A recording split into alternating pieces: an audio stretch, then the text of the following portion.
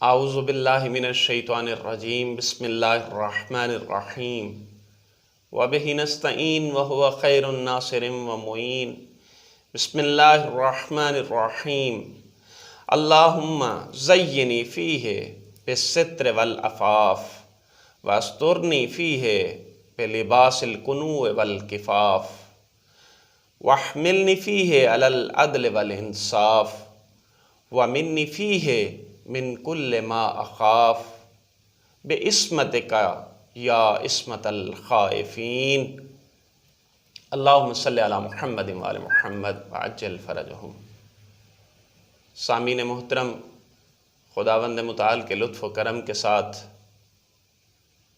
حقیر آج 12ویں دن کی دعا کی شرح کے ساتھ حاضر خدمت ہے۔ روزانہ کی طرح آج پہلے آپ کی خدمت میں 12ویں دن کی دعا کا ثواب عرض کرنا مقصود ہے۔ حدیث کے جملے ہیں کہ جو شخص اس دعا کو پڑھے گا اس کے گزشتہ اور آئندہ گناہ معاف کر دیے جائیں گے، اور جتنے بھی اس کے گزشتہ گناہ ہیں ان کو نیکیوں میں بدل دیا جائے گا۔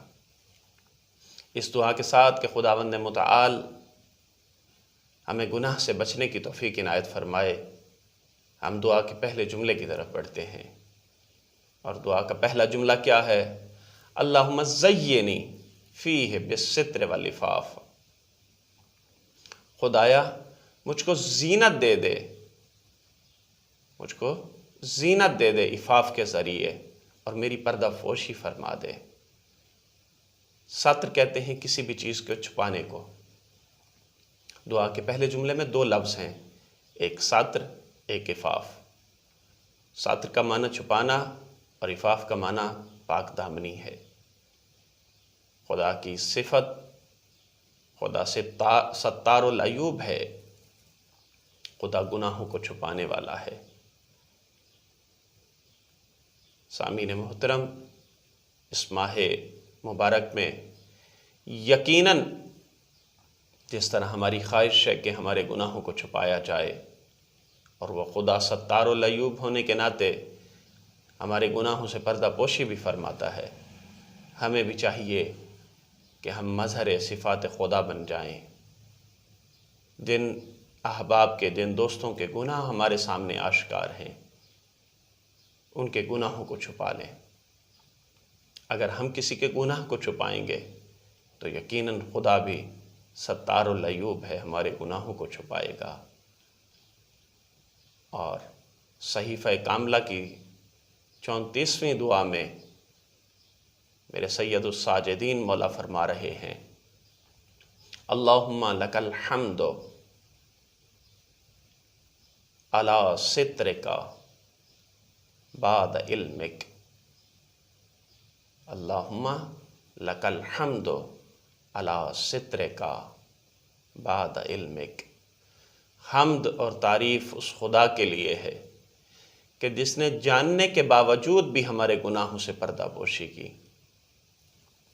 ہمیں اگر کسی کے گناہ پتہ چل جائیں تو ہم فوراً انہیں آشکار کر دیتے ہیں، اگر کسی کے عیوب پتہ چل جائیں تو ان کے پردے چاک کر دیتے ہیں۔ میرا سید سجاد مولا کہہ رہا ہے، حمد ہے اس ذات کی کہ جو جاننے کے باوجود بھی گناہوں سے پردہ پوشی کرتا ہے۔ اور خدا ہے کون؟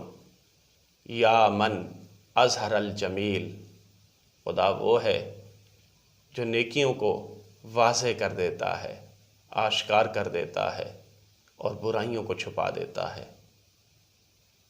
دعا کے پہلے جملے میں 2 کلمے تھے، ایک ستر اور دوسرا عفت۔ مولا علی علیہ السلام فرماتے ہیں کہ عفت نعمت ہے، جمال کی زکوٰۃ عفت ہے، زکوٰۃ الجمال العفاف۔ اگر خوبصورتی اور جوانی کی کوئی زکوٰۃ ہے تو وہ عفت اور پاک دامنی ہے۔ اگر کوئی بہترین نعمت ہے تو وہ عفت اور پاک دامنی ہے۔ کسی زمانے میں ایک خوبصورت جوان درزی ہوا کرتا تھا، وہ دن میں کپڑے سی کر اپنے بچوں کا پیٹ پالتا تھا۔ ایک مرتبہ بادشاہ کی بیٹی نے اپنے محل سے اس جوان درزی پر نگاہ کی۔ جیسے نگاہ کی تو اس کی نگاہ خیرہ ہو گئی، وہ اس کی عاشق ہو گئی۔ اس کو اپنے دربار میں بلایا اور فعل بد کے لیے آمادہ کیا، لیکن وہ عفت اور پاک دامنی کا مجسمہ تھا، یوسف نبی کا پیروکار تھا، محمد مصطفیٰ کی تعلیمات پر عمل کرنے والا تھا۔ اس نے انکار کیا۔ جب کوئی صورت نظر نہ آئی تو بادشاہ کی بیٹی نے کہا کہ تیرے پاس کوئی راستہ نہیں، یا مارا جائے گا یا میری خواہش کو پورا کر۔ تو اس عبد خدا نے اس وقت خدا سے راز و نیاز کیا، خدایا کوئی صورت ہو کہ میں بچ جاؤں۔ اس کے ذہن میں ایک ہیلا آیا، اس نے کہا مجھے چھت پر جانے دو تاکہ میں اپنے آپ کو آمادہ کر لوں۔ بادشاہ کی بیٹی نے کہا جتنے کپڑے ہیں ان کو یہیں پر رکھ دو۔ وہ چھت پر گیا اور چھت پر جا کر اس نے چھلانگ لگا دی۔ جیسے اس نے چھلانگ لگائی، اللہ نے حکم دیا جبرائیل کو، جا جبرائیل میرے اس پاک و پاکیزہ عفت و پاک دامنی کے مجسمہ بندہ اس کو بچا لے۔ جبرائیل نے اس کو پروں پر لے لیا۔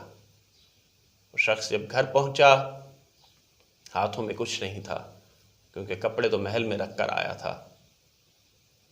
بچوں کو سلا دیا۔ بیوی نے جب پوچھا کہ آج کچھ نہیں کما کر لائے تو کہا نہیں، کل لے کر آؤں گا۔ یہ کہہ کر اس نے گھر کے تندور کو روشن کیا۔ جب بیوی تندور کے پاس پہنچی، کیا دیکھا؟ لذیذ کھانے ہیں جو اس کے اندر موجود ہیں۔ تو اپنے شوہر سے پوچھا یہ روٹیاں کہاں سے آئیں، کھانا کہاں سے آیا؟ تو اس نے کہا یہ میری پاک دامنی کا انعام ہے، یہ میری عفت کا انعام ہے جو مجھے خدا نے عطا کیا۔ اس دعا کے ساتھ کہ خداوند متعال ہمیں عفت و پاک دامنی نصیب فرمائے اور اس جوان کی طرح اپنی حفاظت کرنے کی توفیق عنایت فرمائے اور اپنے نفس کے شکار ہونے سے بچائے۔ ہم دعا کے دوسرے جملے کی طرف بڑھتے ہیں۔ دعا کا دوسرا جملہ کیا ہے؟ وَاسْتُرْنِي فِيهِ بِلِبَاسِ الْقُنُوِّ وَالْكِفَافِ، خدایا مجھ کو قناعت اور کفایت کا لباس پہنا کر چھپا دے۔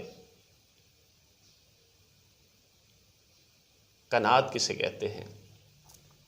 قناعت اسے کہتے ہیں کہ جو کچھ مل جائے اس پہ انسان راضی ہو جائے، اگر تھوڑا بھی ملے تو اس پہ راضی ہو جائے۔ اور الحمدللہ پاکستانی معاشرہ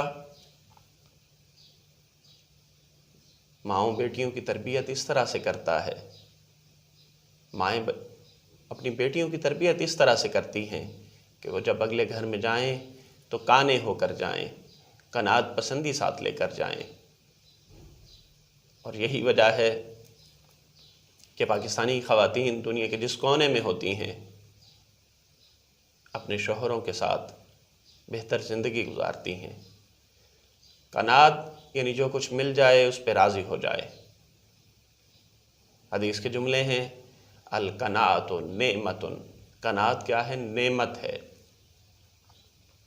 اور پھر جملے ہیں عز من قنع وذل من طمع، جس نے قناعت کی اسے عزت ملی، اور جس نے طمع و لالچ کیا وہ ذلیل و رسوا ہوا۔ ایک مرتبہ دو جوان کھانا کھانے کے لیے بیٹھے، ایک جوان کے پاس صرف روٹی تھی اور دوسرے جوان کے پاس روٹی اور شہد۔ تو پہلے جوان نے دوسرے سے کہا اگر ممکن ہو تو مجھے بھی تھوڑا سا شہد دو تاکہ میں بھی تمہاری طرح روٹی اور شہد ملا کر کھا سکوں۔ لیکن دوسرے شخص نے کہا شہد اس صورت میں دوں گا کہ جب تو میری خواہش کو پورا کرے گا۔ اس نے کہا بندہ خدا آپ کی خواہش کیا ہے؟ تو اس نے کہا پہلے تو میرے لیے 4 پاؤں پر چل اور کتا بن کے میری طرف آ، پھر تجھے شہد دوں گا۔ تو وہ شخص کیونکہ کانے نہیں تھا، لالچی تھا، وہ شخص 4 پاؤں پہ چل کے اس کی طرف آیا اور کتوں کی طرح بھونک کر اس نے کہا کہ مجھے بھی شہد دو۔ دور سے ایک شخص دیکھ رہا تھا، تو اس نے دیکھتے ہی کہا کہ ایک لقمہ لذیذ کی خاطر تو نے اپنے آپ کو کتا بنا دیا۔ تو ہمیں اس حدیث کی تفسیر ملی، عَزَّ مَن قَنَعَ، جس نے بھی قناعت کی اس نے عزت پائی، وَذَلَّ مَن طَمِعَ، اور جس نے بھی لالچ و طمع کیا وہ ذلیل اور رسوا ہوا۔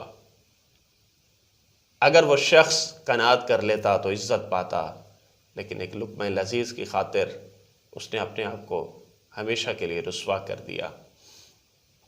آئیے اس دعا کے ساتھ کہ خداوند متعال ہمیں کانے لوگوں میں سے شمار فرمائے اور طمع اور لالچ کرنے والوں سے دور فرمائے۔ ہم دعا کے تیسرے جملے کی طرف بڑھتے ہیں، وَاحْمِلْنِ فِيهِ عَلَى الْعَدْلِ وَالْإِنصَافِ، خدایا مجھے عدل اور انصاف میں لگا دے، مجھے عدل اور انصاف کرنے والوں میں سے شمار کر دے۔ ہمارے ہاں اردو میں عدل اور انصاف معمولاً اکٹھے بولے جاتے ہیں، عدل اور انصاف معمولاً ایک ہی معنوں میں استعمال ہوتے ہیں، لیکن لغات کی کتابوں میں ایک معمولی سا فرق ملتا ہے عدل اور انصاف میں۔ کہتے ہیں کہ انصاف صرف بخشش کا نام ہے، لیکن عدل کا معنی، عدل کا مفہوم وسیع تر ہے، یعنی اس میں بخشش بھی شامل ہے اور غیر بخشش بھی شامل ہے۔ اسی لیے جب چور کے ہاتھ کاٹے جاتے ہیں تو یہ نہیں کہا جاتا کہ اس کے ساتھ انصاف کیا گیا، بلکہ کہا جاتا ہے اس کے ساتھ عدل کیا گیا۔ اور خداوند متعال قرآن میں واضح الفاظ میں فرما رہا ہے، ان اللہ یامر بالعدل والاحسان، کہ خداوند متعال حکم دیتا ہے عدل اور احسان کا۔ اس دعا کے ساتھ کہ خداوند متعال ہمیں عدل و احسان کرنے والوں میں سے شمار فرمائے، ہم دعا کے اگلے جملے کی طرف بڑھتے ہیں، اور وہ اگلا جملہ کیا ہے؟ وَمِنِّي فِيهِ مِن كُلِّ مَا أَخَافُ، خدایا ہر وہ شے کہ جس سے مجھے خوف ہے، میں خوف کرتا ہوں، محفوظ کر دے۔ عزیزان محترم، ڈرنا صرف خدا سے چاہیے، وہ اس لیے کہ ہمارے اعمال برے ہیں، ہم اس کے عبد ہونے کے باوجود اس کی نافرمانی کرتے ہیں، ورنہ خدا کوئی ڈرنے والی چیز نہیں۔ خدا تو یا ارحم الراحمین ہے،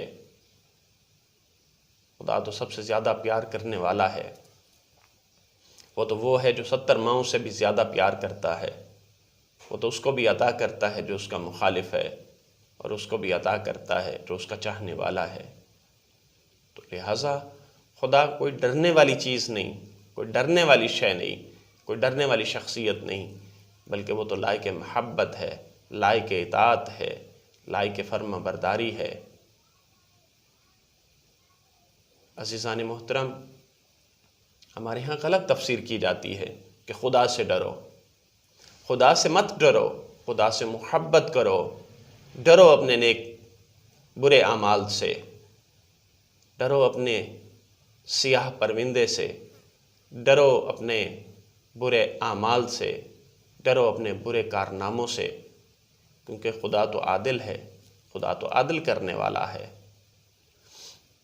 اس دعا کے ساتھ کہ خداوند متعال ہمیں ہر اس شے سے امان نصیب فرمائے کہ جس سے ہمیں خوف آتا ہے۔ یقیناً ہمیں موت سے خوف آتا ہے، اور یہ موت سے خوف کس وجہ سے ہے؟ یہ موت سے خوف صرف اور صرف برے اعمال کی وجہ سے ہے۔ اگر ہمارے اعمال اچھے ہوں تو اسے موت کا خوف نہیں ہوتا۔ اس کی واضح مثال ہمارے اسکول اور کالجوں میں ہونے والے امتحانات ہیں کہ اگر بچے نے تیاری کو اچھے طریقے سے انجام دیا ہو، سارا سال خوب محنت کی ہو، استاد کے پاس خوب زانو ادب طے کیا ہو، ہر وہ مشق جو استاد نے دی ہو اسے خوب انجام دیا ہو، اپنا ہوم ورک صحیح طریقے سے انجام دیا ہو اور ہر سوال کو اچھے طریقے سے حل کر کے گیا ہو، تو وہ بچہ، وہ اسٹوڈنٹ، وہ طالب علم کبھی امتحان سے نہیں گھبراتا، بلکہ اسے محبت ہوتی ہے امتحان کے ساتھ۔ کیوں محبت ہوتی ہے؟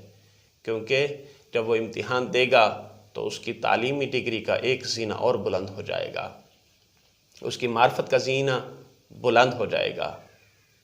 تو لہٰذا خدا سے مت ڈریے، موت سے ڈر اس لیے ہے کہ ہم نے تیاری نہیں کی۔ اس دعا کے ساتھ کہ خداوند متعال ہمیں اپنی موت کو یاد رکھنے کی توفیق عنایت فرمائے، ہم آگے بڑھتے ہیں۔ بے عصمت کا یا عصمت الخائفین، خدایا تجھے اپنی عصمت کا واسطہ، خدایا تجھے اپنی عصمت کا واسطہ، اپنی عصمت کے ذریعے خوف کرنے والوں کو بچا لے، ڈرنے والوں کو بچا لے۔ یقیناً ہم گنہگار ہیں، معصیت کار ہیں، خطا کار ہیں، ہمارا نامہ اعمال سیاہ ہے۔ ہم یقیناً اگر اپنے گریبان میں جھانکیں تو خدا کی اتنی معصیت کی ہے کہ خدا کے سامنے جانے کا سوچ بھی نہیں سکتے، جس کی وجہ سے ہم کانپ جاتے ہیں۔ اور عصمت کی بحث آگے آنے والے دعاؤں میں مفصل طور پر آئے گی، اسی لیے یہیں پر اکتفا کرتا ہوں کہ خداوند متعال ہمیں ہر قسم کے خوف سے امان نصیب فرمائے، خداوند متعال ہمارے گناہوں سے پردہ پوشی فرمائے، خداوند متعال ہمیں نیکی اور احسان کرنے والوں میں سے شمار فرمائے، خداوند متعال ہمیں عفت و پاک دامنی کو برقرار رکھنے کی توفیق عنایت فرمائے۔ وآخر دعوانا ان الحمد للہ رب العالمین۔ اللہم صلی علی محمد وآل محمد وعجل فرجہم۔